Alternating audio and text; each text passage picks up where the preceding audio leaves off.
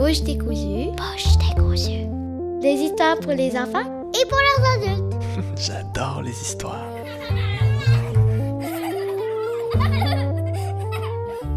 Bonjour, je m'appelle Jasmine Dubé et aujourd'hui je vais vous raconter Le petit pommier qui ne voulait pas donner de pommes.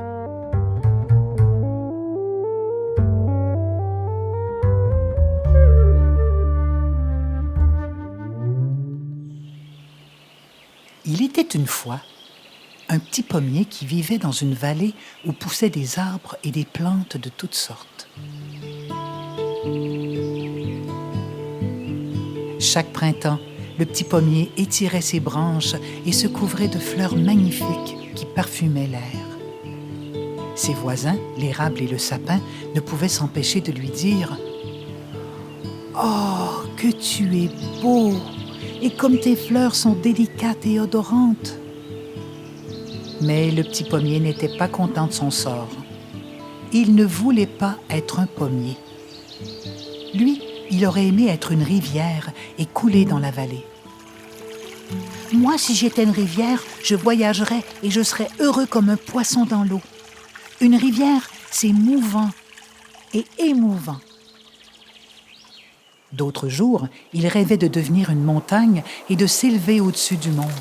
« Moi, si j'étais une montagne, je dormirais la tête dans les nuages et je serais joyeux comme un oiseau dans l'air. Une montagne, c'est noble et solide. » L'instant d'après, il imaginait qu'il était le soleil et qu'il réchauffait la terre de ses rayons. « Moi, si j'étais le soleil, je brûlerais de 1000 feux et j'aurais la lune et les étoiles comme amis. Le soleil, c'est puissant et lumineux. » L'érable avait beau lui répéter que pommier il était et pommier il resterait toute sa vie, rien n'y faisait. Le petit arbre n'acceptait pas sa condition. « J'aimerais être costaud comme toi. Toi, tu es un géant et tu vois le bout de l'horizon. »« Mais je ne donne pas de pommes, moi. »« Non, toi, tu donnes de l'eau sucrée au printemps et ton feuillage est flamboyant à l'automne. » Son ami le sapin en restait baba.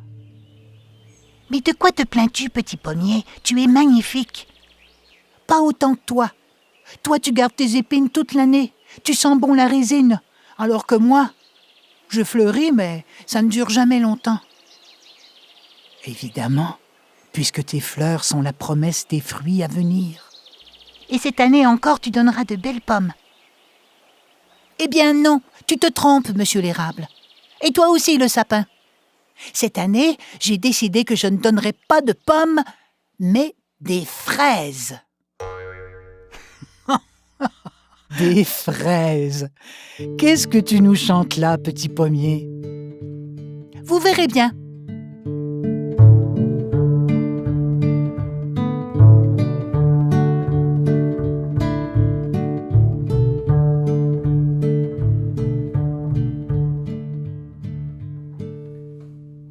La saison des fraises passa sans qu'aucun petit fruit rouge ne se soit montré le bout du nez sur les branches du pommier. Et le petit pommier dut admettre que, cette fois encore, c'étaient des pommes qui s'annonçaient. « Bon, cette année, ça n'a pas été pour les fraises, mais l'an prochain, vous verrez. Je donnerai des pamplemousses, parce que les pamplemousses, c'est bien mieux. » Pendant tout l'été, le petit pommier grommela en faisant pousser des pommes toutes rondes, vertes d'abord, puis rosées. L'automne venu, les pommes rougirent et devinrent croquantes et sucrées, au grand plaisir des enfants venus les cueillir, juchés sur les épaules de leurs parents. « Regarde, papa, on dirait un arbre de Noël avec des boules rouges. » Regarde plutôt le joli sapin qui pousse, juste là. On viendra le chercher en décembre pour en faire notre arbre de Noël.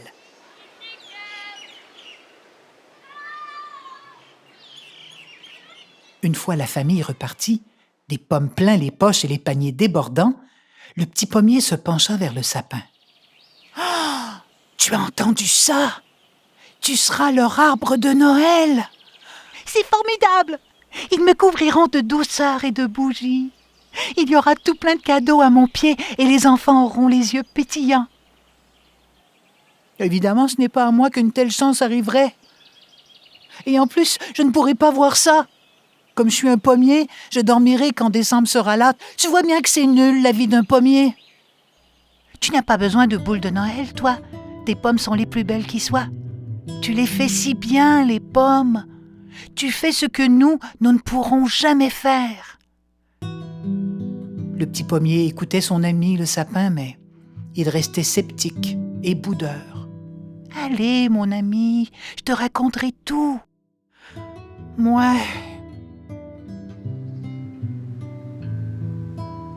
Le petit pommier se secoua, perdit son côté grognon en même temps que ses feuilles qui viraient au jaune, séchaient puis tombaient sur le sol. Quand le vent eut tout balayé et que la pluie et le froid eurent terminé leur travail d'automne, la neige arriva. « C'est bien vrai que tu me raconteras tout au printemps. Je te le promets. Allez, dors bien. Bon hiver et bon rêve. Bon hiver à toi aussi. » Et le petit pommier s'endormit profondément en imaginant qu'une étoile scintillait sur sa cime et qu'on déposait des cadeaux à son pied, tout près de ses racines. Oh. Ah oui, je serai un pommier de Noël comme on n'en a jamais vu. Oh. L'hiver étala sa blancheur sur la vallée. Le vent glacial traversait le pommier qui s'en moquait éperdument, lui qui, engourdi par le froid, rêvait qu'il était un arbre de Noël garni de boules multicolores, de guirlandes, de pamplemousses, de bonbons et de bananes.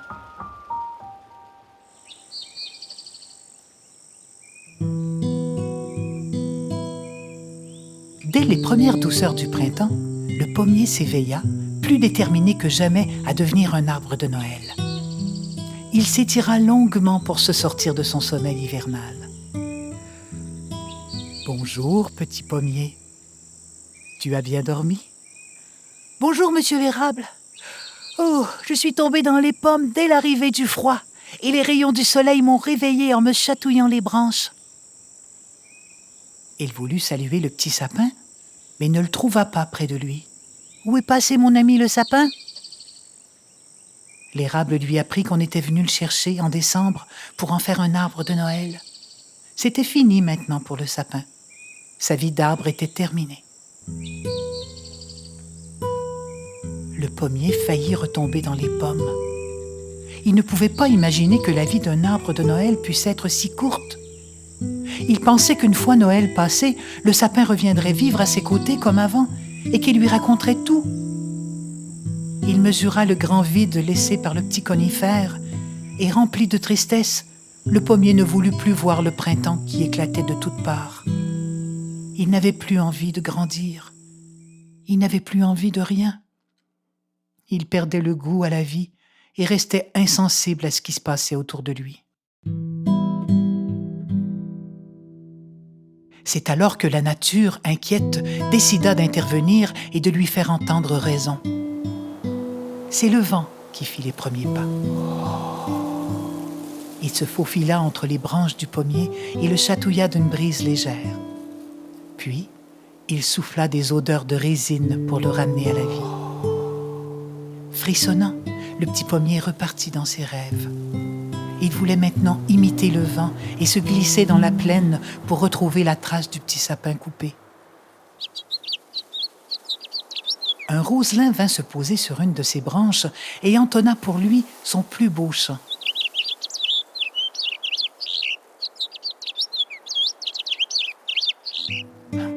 Le pommier voulait maintenant devenir un oiseau pour chanter et voltiger dans le ciel. Et quand un lièvre frôla son tronc, il voulut, tout comme lui, courir dans la clairière. « Mais pourquoi veux-tu être quelqu'un d'autre ?» lui souffla le vent. « Pourquoi ne veux-tu pas demeurer un pommier? Pourquoi? Lui chanta le roselin. « Et pourquoi ne veux-tu pas donner des pommes ?» lui demanda le lièvre. « Je désire ce qu'il y a de mieux au monde.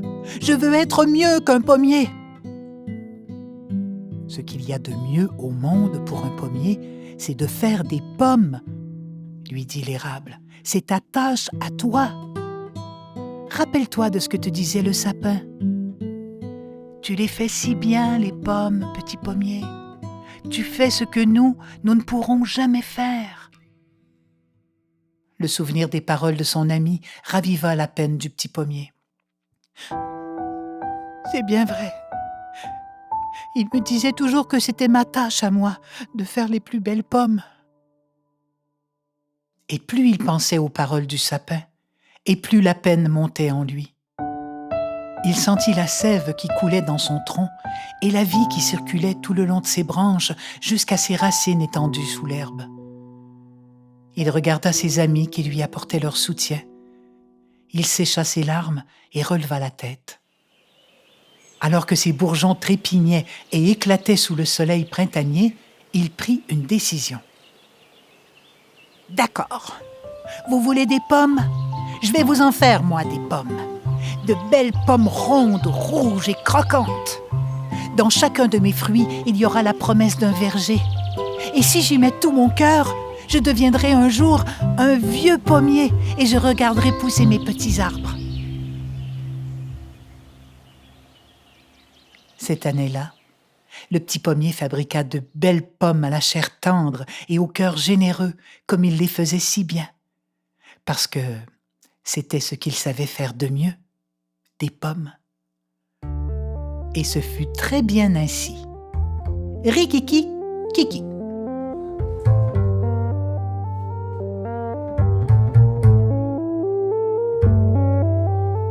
Texte et narration, Jasmine Dubé. Musique, Christophe Papadimitriou. Montage et création sonore, Antonin Wyss. Une production du théâtre Bouche décousue.